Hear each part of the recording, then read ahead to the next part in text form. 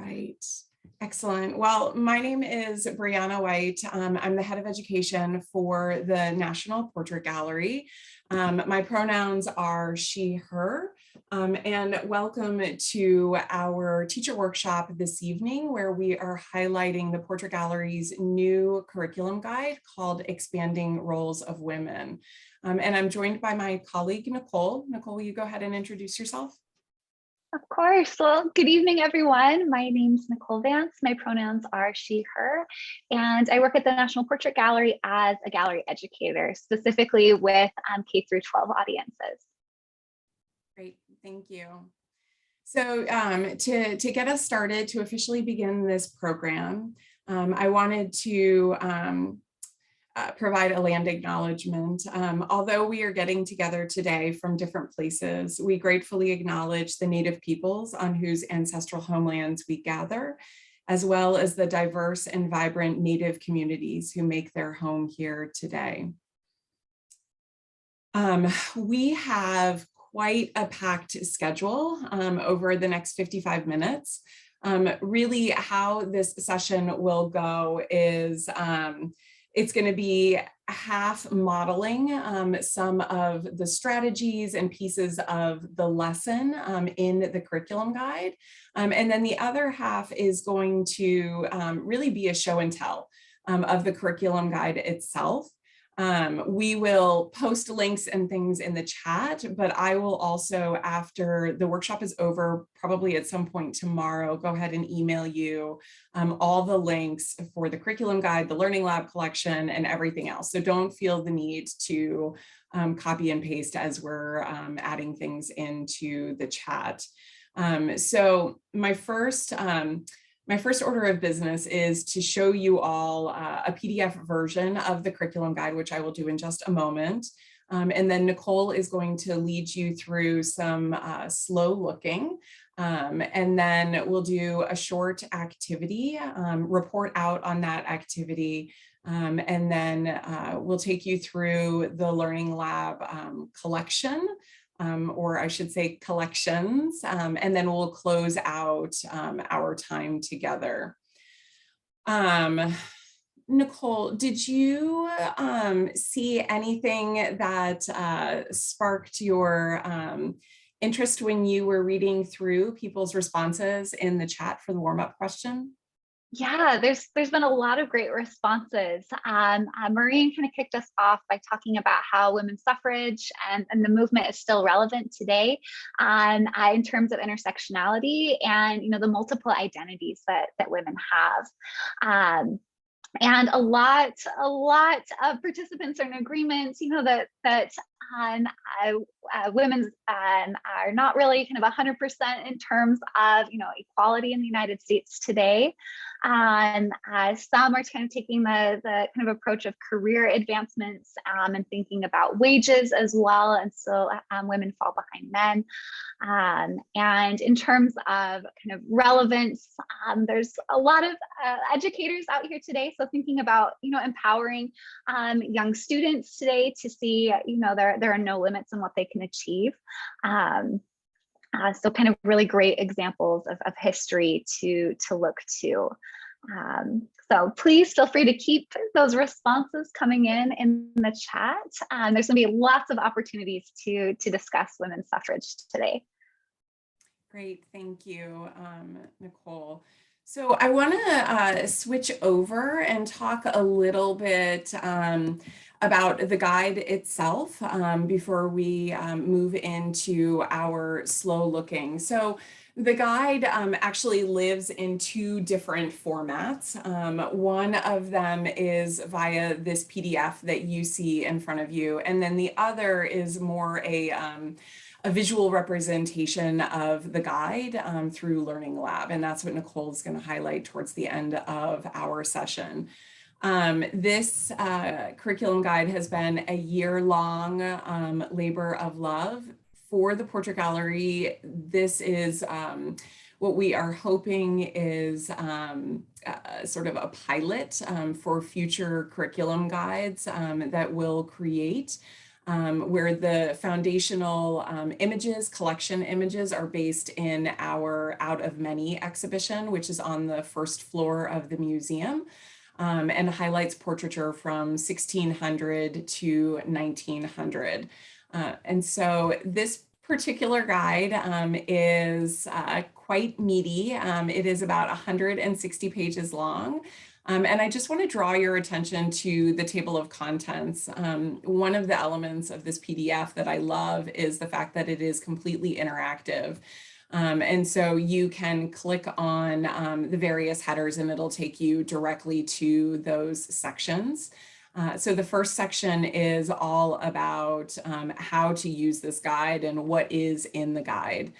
So the first section is reading Portraiture 101. So how we look, why we look, and what's the importance of springboarding from, looking at portraiture into conversations about biography and history, as well as the types of strategies that you would use to do just that.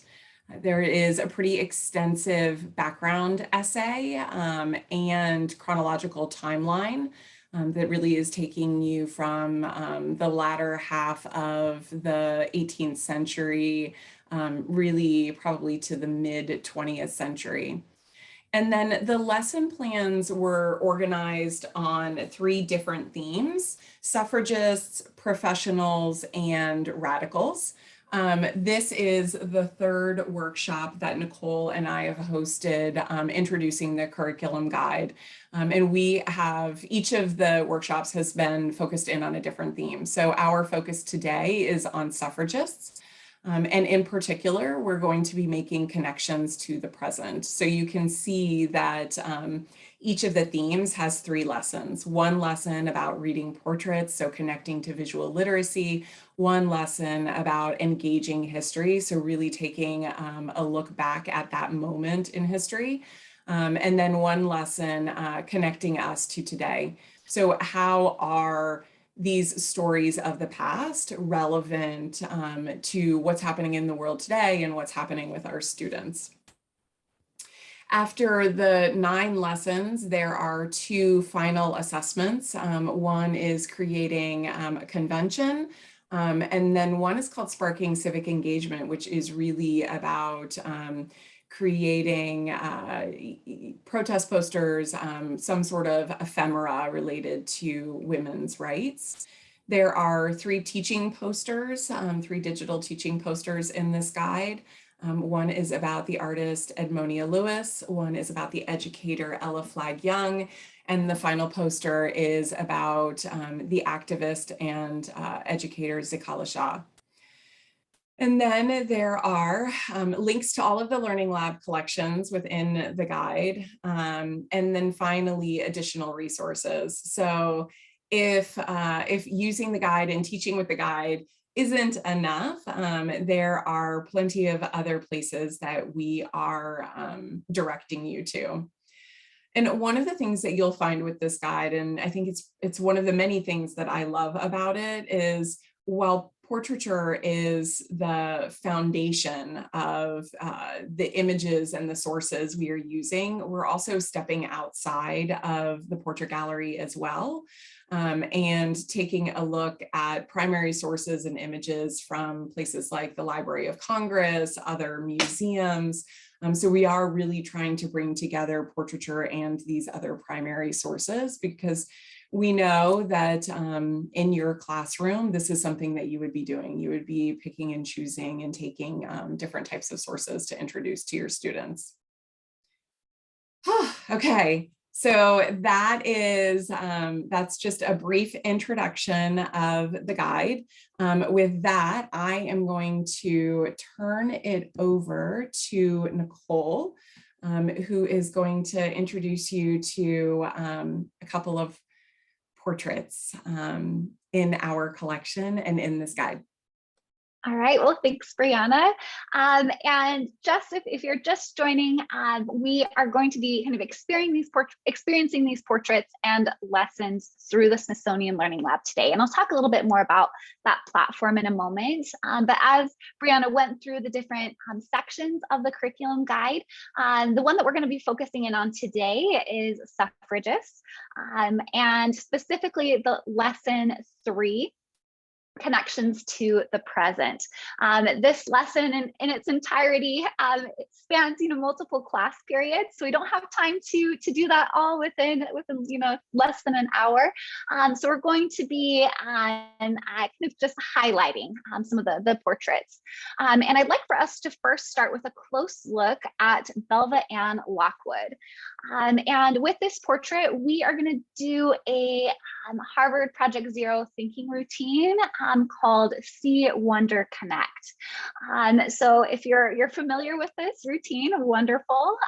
But if this is your first time, we're first going to focus on see. So I'd like for you to spend a few moments taking in this portrait from top to bottom, side to side, paying careful attention to the clothing that the sitter is wearing in this portrait, her pose, her facial expression, any objects that you might see.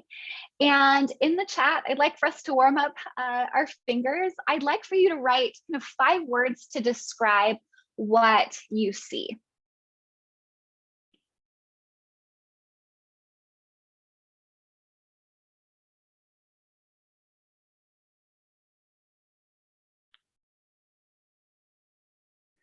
As we're waiting for responses, when I first look at this portrait, I see that beautiful purple around her neck and down the front of her clothing. I also see her hands, how they're kind of placed at on her hips. I also see this dark background, but this light coming and resting on her face. So Nicole, there are some comments coming in the chat. There are a lot of descriptive words like regal, poised, proud, elegant, mention of colors, right? Like purple. There is some interpretation that's happening that she looks educated, she looks smart. There's diplomatic, again, confident. There's the note about the robe, and then the scroll, the item that she's holding in her hand. And it almost looks as if she is a graduate, dignity. Again, there's black judge's robe, a slight smile, and then a question slash sort of a comment. Her face is the most focused, the most detailed, and I think it's maybe partially a wondering in there too, in that she has a unique hairstyle. I could keep going, but I'll turn it back over to you. No, these are some wonderful initial observations with this portrait. I'd like for us to look again, and I challenge you to write 5 more words to describe. And these could be words that haven't been mentioned before. I'll zoom in so we can see this a little bit more closely.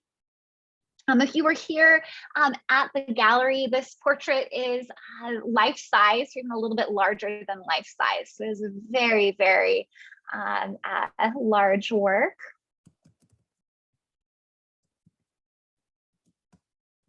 Right, let's get to the back. I'll zoom back out.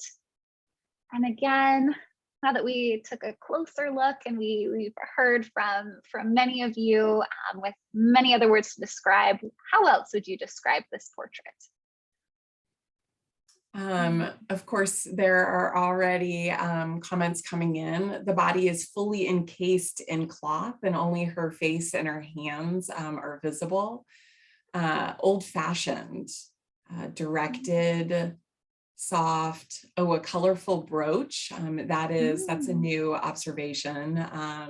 And going along with the brooch, a crest. She looks elderly, formal. Again, there's a crest on the pin, the high collar that is underneath of the robe.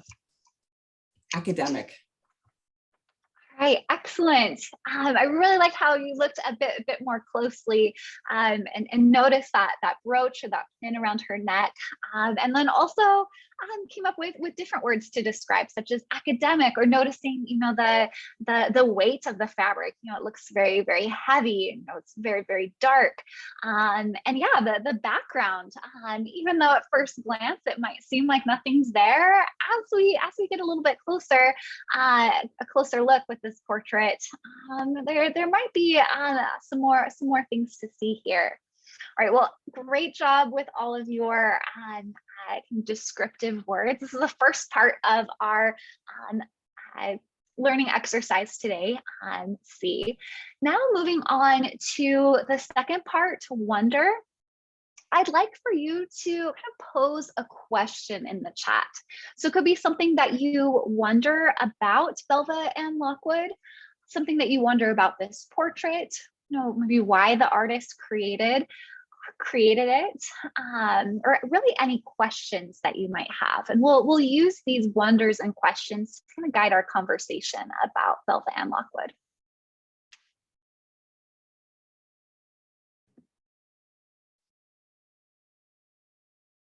So there's a few wonderings already in the chat, wondering if Belva Ann Lockwood is a mother. What did she study? What did she graduate with? And how did that help her in her future? This is really interesting. What subject does she teach? So there's an idea that perhaps based on what she's wearing, that she is a teacher. So what subject? I wonder if she was a lawyer. What obstacles did she face? And was she the first to earn a degree or a credential? Maureen is wondering if, or who rather, paid for this expensive portrait, but also where was it meant to be seen? And there are a few more coming in along the same more lines, but there is an interesting wondering about, if her presentation in this portrait intentionally avoids femininity, perhaps in order to be taken more serious, perhaps professionally, and we're wondering about her family background. She seems educated and supported. Okay, these are some great questions. I want to kind of return back to some of the questions that were supported by her clothing. So here we see Belva Ann Lockwood. She is dressed in these robes with purple, this brooch around her neck, and the diploma in her hands. We know that she is an academic. Wondering what she studied. So in this portrait, we see Belva Ann Lockwood dressed in her robes from Syracuse University, where she was awarded an honorary Doctor of Laws. So she's here dressed in that regalia with a diploma in hand. I'd also add Belva Ann Lockwood, she attended Syracuse University and graduated there in 1871 with a Master's of Arts, but it wasn't until the 1910s that she was awarded this kind of honorary doctorate. And so that's what this portrait is celebrating. So we'll get a little bit more into her biography, kind of using your questions as a guide. Some of you were wondering about her relationships. Is she a mother? Thinking about her intimate life. We do know that Belva Ann Lockwood, she was married twice, and she was widowed quite young, and really needed to find a way to kind of support herself and her daughter. And she was very interested in law. So she initially, she moved to Washington, D.C. because she felt that it was a great place to be kind of connected to law. And there initially she worked as a principal at a co-ed school, which at the time, late 19th century, was pretty radical. And there she supported young girls in physical education classes and coursework, and really supported young women. While she was there, she went and attended what is now George Washington Law School, completed her coursework there, but was not awarded her diploma. And she wanted to practice law. And so she fought to do so. She even petitioned the President of the United States at the time, Ulysses S. Grant, to help her to be able to practice.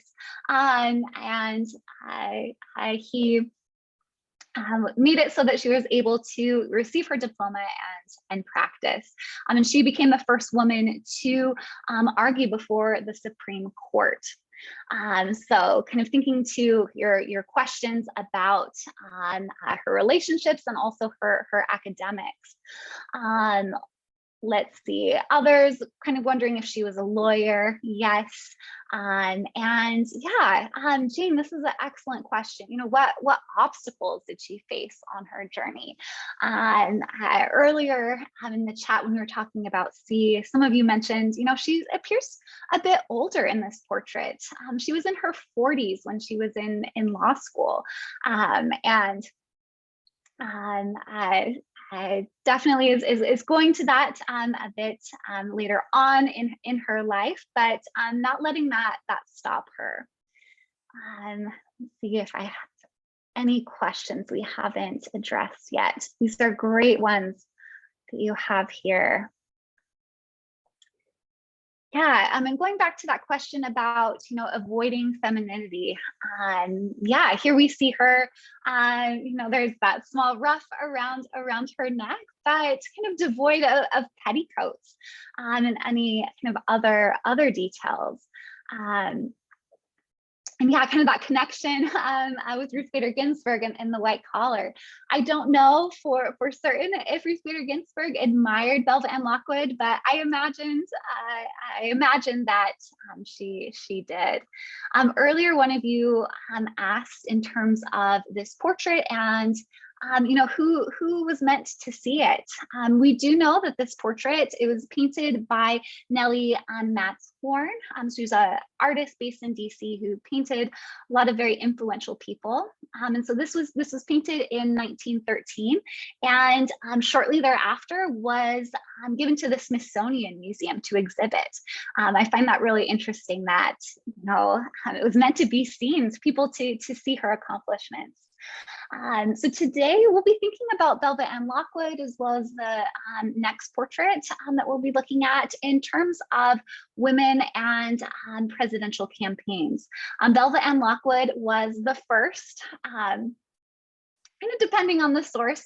Technically, Victoria Woodhull was the first to run for president of the United States, but she was quite young and imprisoned at the time. But Belva Ann Lockwood was the first to have her name on an official ballot for the Equal Rights Party. And she ran for president of the United States in 1884 and 1888, and faced some challenges. She was running at a time when women's suffrage was not accepted, and really faced some roadblocks in that regard. But I'd like for us to now move on to the next part of this thinking routine. We've mentioned what we see, what we wonder about this portrait, and I'd now like for us to connect Belva Ann Lockwood to more recent portraits. We're going to jump forward in time to this election poster. And I'd be curious to hear from you, maybe what are some of your initial observations and how these portraits are connected, Belva Ann Lockwood and Shirley Chisholm, who we see here in this portrait.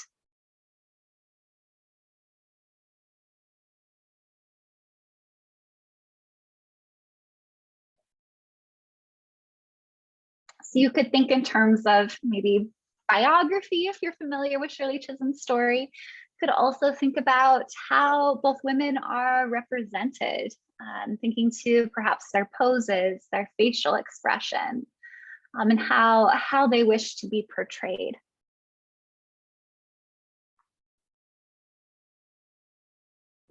Nicole, I can't help but think about these two pieces visually and connect them in that way, right? The Belva Ann Lockwood was a painting. This is very clearly some sort of campaign poster, right? Her image, Shirley Chisholm's image, is a photograph.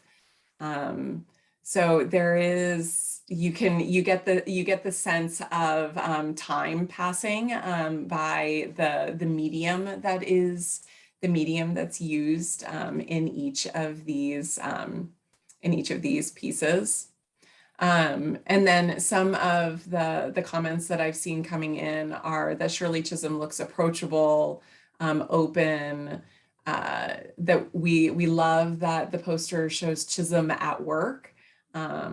It's bold, loud, and honest, and winds up being similar to Belva Ann Lockwood's because of its sense of authority and expertise.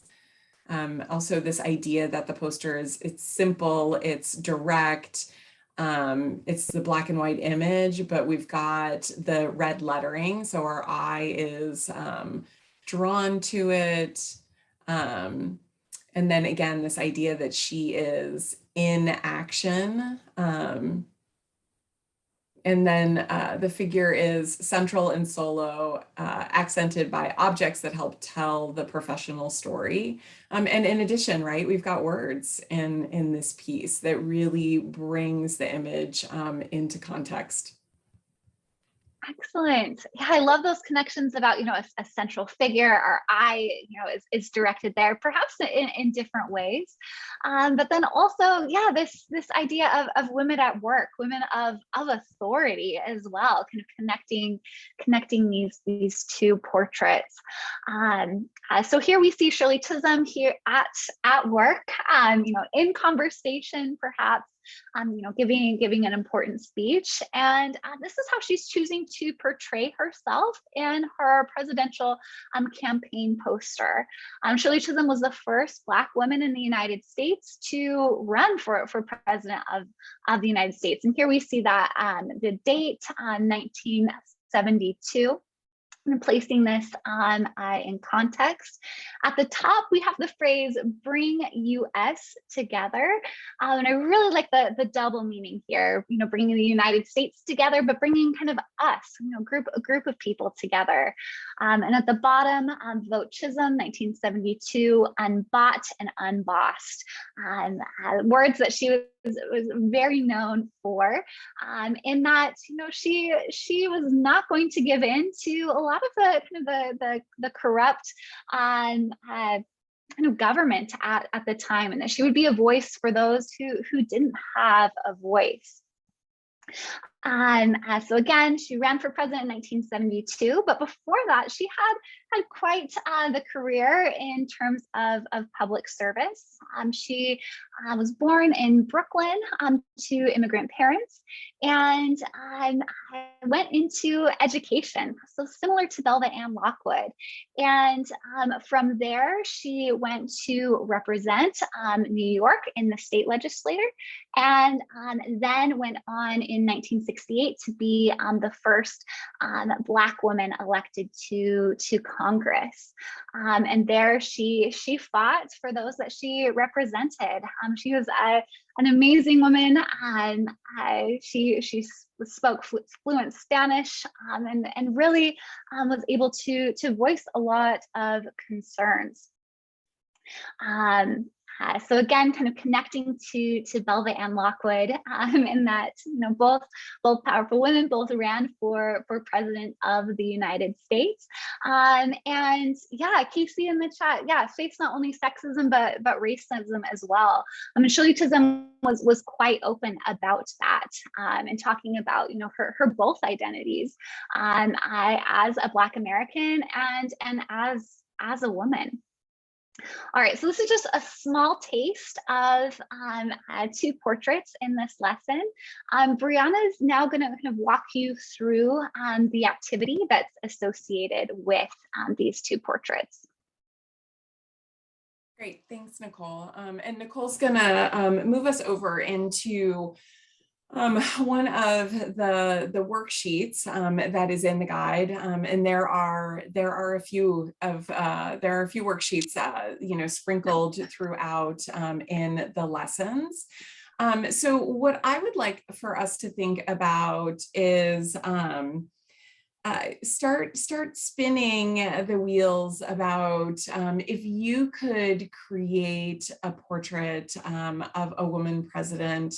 What are the visual elements that you would add into that portrait? So just keep that in mind. And I want to just talk a little bit about the elements of portrayal as we segue into this activity. If you have attended other workshops with the Portrait Gallery or attended the past 2 workshops where we've been highlighting this guide, you know that we have talked a little bit about the elements of portrayal. And those elements really are the visual clues that are found in portraits that enable us to tell the story of the image. So perhaps without knowing it, that is exactly what Nicole was leading you through with See, Wonder, Connect. So all of those initial observations and visual elements that you saw all lead us back to the elements of portrayal.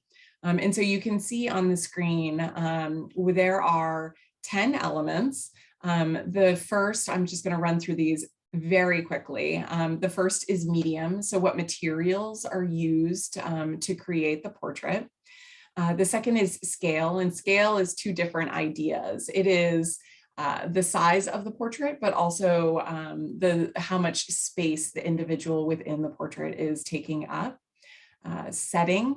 Where is our subject? Are they inside? Are they outside? Are they in the Oval Office? Are they in a laboratory? Objects. Objects are symbols, and they're there to tell us something about our subject, our sitter, which is why they take on the role of symbols. And so sometimes the object might be specific to that person, or sometimes it might be generic. Facial expression. And when we think about the subject of the portrait, we're thinking about you know, their facial expression, their gaze, but also their pose and posture, as well as their hairstyle, which can help us think about the era in which the person lived. And then finally, clothing. And clothing can also tell us about era. It can tell us about somebody's social status, perhaps their occupation, maybe a little bit more about their culture. And then we have color. And color sets tone, it sets mood. It gives us all the feels when we take a look at an image. You probably noticed that, you know, more than a few of you mentioned the purple that Belva Ann Lockwood was wearing, or the red that was in Shirley Chisholm's poster. And then finally, artistic style. And we think about that in a few different ways. The first being, is a portrait representational, or is it abstract? And then the second is, it is often a way to determine the artist of a portrait. So for instance, if you know Amy Sherald's work, you would be able to place her portraits as you see them. So yes, Jennifer, I will repeat them all one more time. They are artistic style and color, hairstyle, clothing, pose, facial expression, objects, setting, scale, and medium. And we can also pop these into the chat as well. So these visual elements, as I said, are the things that you tease out when you're looking at a portrait. So if we're creating a portrait of a woman president, the question is how would you represent that person when you think about these various elements? So again, more to get the creative juices flowing, we're gonna just scroll through ever so quickly our gallery of America's presidents' portraits. And again, we're looking at portraiture, right, from 1789 to the present day. You can see even how George Washington's portrait is different from Thomas Jefferson's.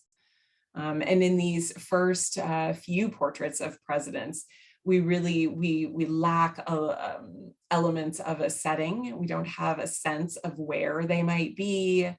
There's a lot of red. The sizing of portraits varies. The Washington portrait was really large. And here you see some of these portraits really are from chest up, while others show more of 3/4 of the likeness. And then as we move into Civil War and post-Civil War, you can see that the portraits are starting to change a little bit. They're a little bit lighter, there's a little bit less red, there's more hints of a background, there are more objects that we are seeing, again, that are giving us indication of our subject. And then when we firmly move into the 20th century, we see again, a change in the way that the presidents are represented. There's a change, but there is also a lot of similarities that we saw from our 19th century images as well. I always like to say that, with this portrait of Franklin Roosevelt, that's really when things started to shift in our collection. But of course, with the John F. Kennedy portrait, which is representational, but it is also abstract. We have Lyndon Johnson, he's outside. We've got Jimmy Carter in the Oval Office and Ronald Reagan out on a portico. So you see more and more of these clues are being added in. And then some of them wind up being a little bit less formal as well. If you look at the portrait of George W. Bush, that is really informal compared to the portrait of his father. And then, of course, the portrait of President Obama is very different than any of the images that came before it. So I show you this just as a hint of what artists have created in their portraits of the presidents.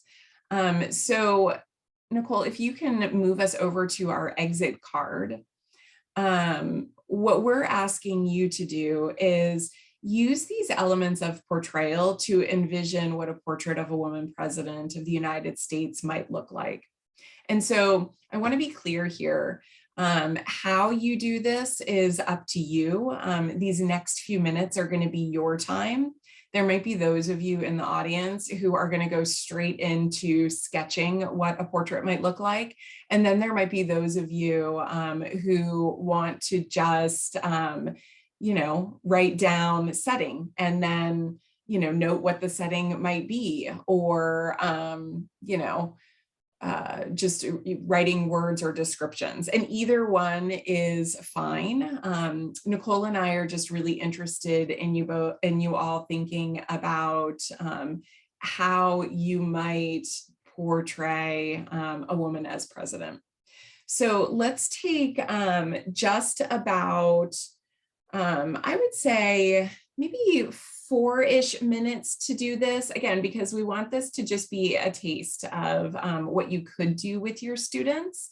But as you're thinking about it, if you want to pop any of your ideas into the chat for others to read, that would be great. And we can call out some of those in just a few minutes. So think about those various visual elements. What sort of setting might the person be in? What would be their pose? What objects might you include?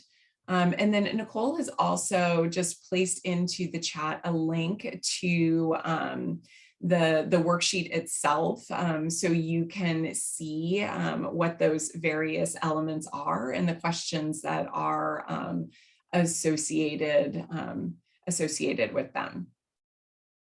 So I'm gonna stop talking for just a few minutes and then we'll come back together. But think about how you would portray. And then you can just jot down your thoughts into the chat, should you choose to.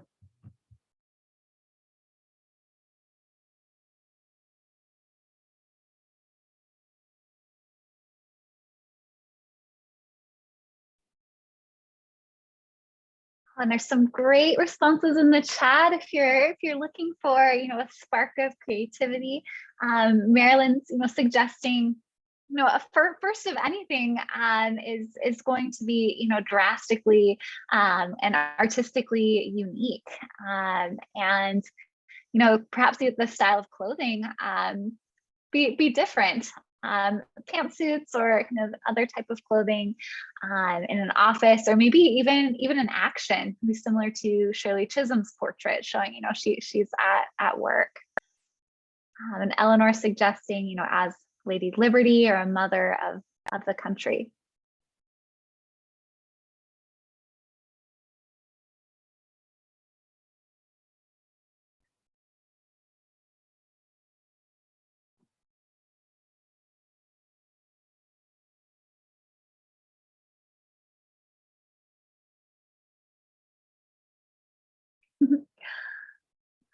Great ideas about setting, incorporating red, white, and blue, or stripes into the background, or in the Oval Office, kind of claiming their place, kind of claiming that setting in American history.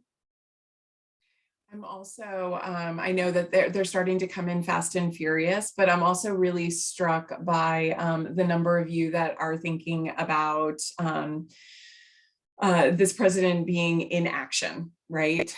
So perhaps not a formal pose, but maybe something that is more dynamic.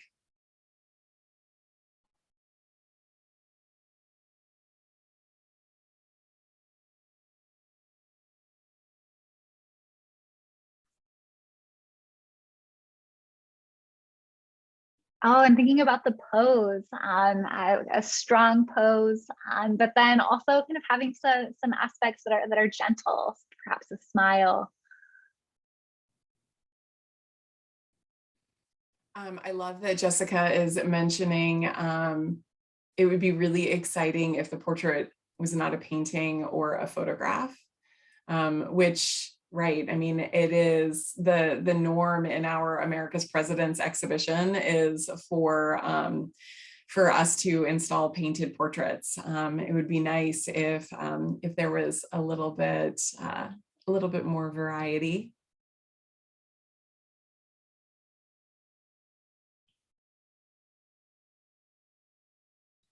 I love the Superwoman-esque vibe comment.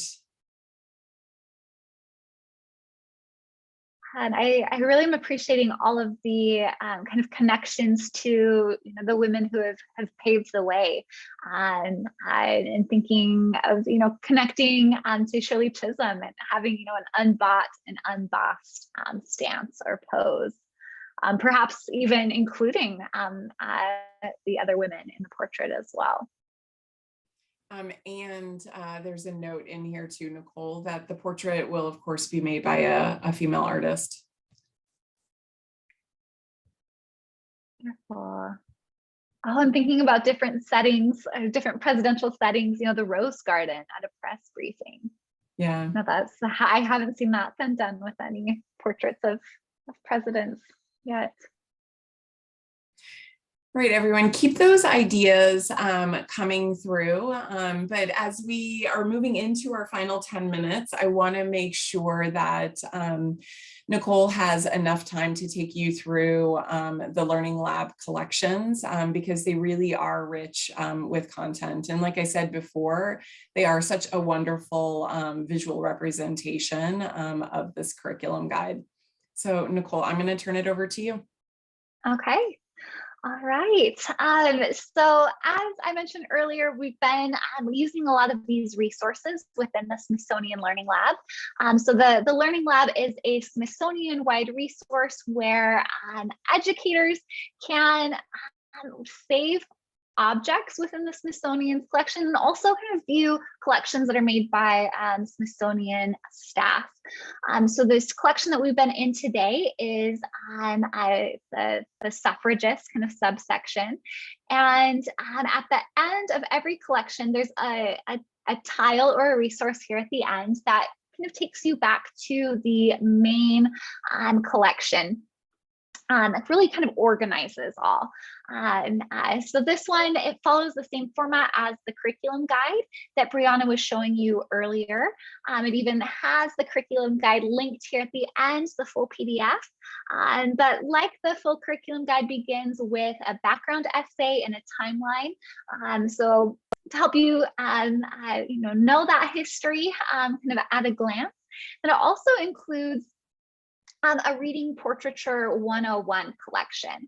So if you're not quite comfortable using portraiture or art with your students, this collection is full of many resources to help you teach that. It includes the elements of portrayal that we went through, in addition to questions to ask your students and examples once these resources are clicked on and opened. As well as key terms, helpful words to know.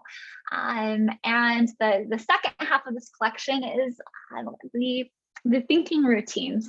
So earlier this evening we did See, Think, Connect together. There are many more resources and ways that you can kind of connect with portraiture with your students, as well as kind of question starters to get your students thinking about times where they've created a portrait, their personal experiences with portraiture, as well as handouts, and then again, as always, kind of a link back to the main collection. So if we go back, the next section is lesson plans. So we were in the Suffragists collection earlier. If you joined us on our previous two workshops, we explored professionals and radicals. I'll just quickly open those up here so that you can see. So the professionals collection looks at women and work. With kind of case studies or lessons focus on the Impressionist artist Mary Cassatt, and connecting her to other artists of the period, such as Edmonia Lewis and Sarah Miriam Peel, and then also kind of connecting them to their contemporaries in France, or perhaps even to kind of extend this lesson, contemporary artists. Each of these collections follows kind of a similar lesson structure. The second one, an engaging history, really looking at primary source documents to really fully understand the portraits that you're looking at with your students. And then, like we looked at today with the Suffragist collection, the connections to the present. And this one tracks kind of a journey in the public eye. So looking at first ladies and kind of storyboarding their life and accomplishments, and providing all of the links that are in the curriculum guide, but also here to have them all one click away. As well as PDFs are kind of the divided pieces of the curriculum guide. So if you just want to access one lesson at a time, you can get that there. And then again, linking back to the main collection, I'll also highlight radicals, the third a kind of group of lessons within the curriculum guide.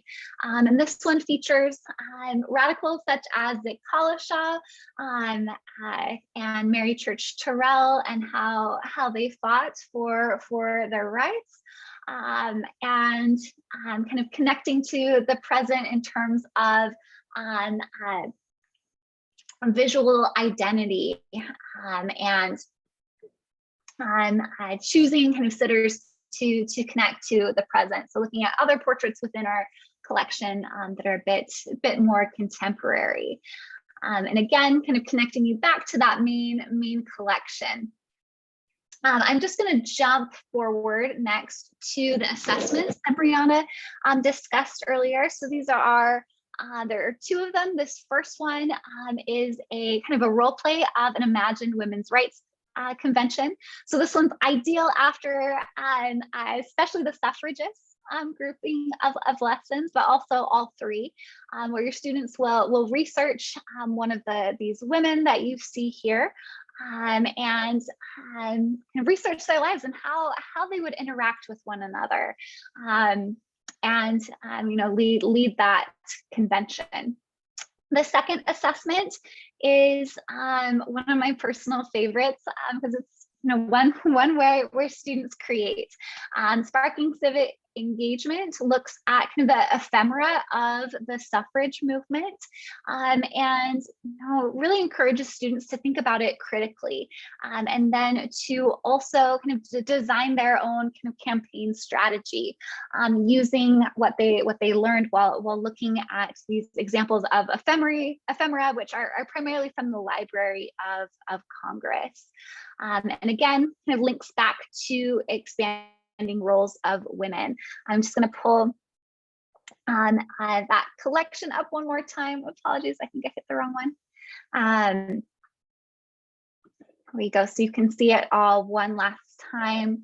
I'll put the link in the chat so you can access this, and it will take you to all of the collections that you'd like to see. I just add that it has the teaching posters that you can use with your students. There are looking questions for each of the portraits of Edmonia Lewis, Ella Flagg Young, and Zitkála-Šá, as well as links to additional resources, and the curriculum guide, as well as videos. Those videos are the workshop tonight and previous workshops. So I hope that this is helpful for you in your work. So let me just put that link in the chat right now. There you go. Great, thank you, Nicole. As we close out our session, if you all have questions for us, please do feel free to pop those into the chat. Otherwise, please know that tomorrow I will send you all an email with all of the links that we looked at, you know, this evening. I will send along a PDF of the guide to you as well. And then I will also just note one really important and exciting thing. As I said at the top of our time together this evening, this is the first time that the Portrait Gallery has created a curriculum guide quite like this. It's been quite a while since we have. And so, you know, we want this to be a pilot for future guides. And so we're going to plan to, in the fall, do an evaluation of the guide. And so we are looking for middle school US history teachers to use the guide with their students in the classroom and be willing to talk to the evaluators about the guide. So I will just also note that information in the email that I send you all tomorrow. And if that's something that is of interest to you, please do just let me know if that's something that you'd be interested in doing in the fall timeframe, probably right after the school year begins.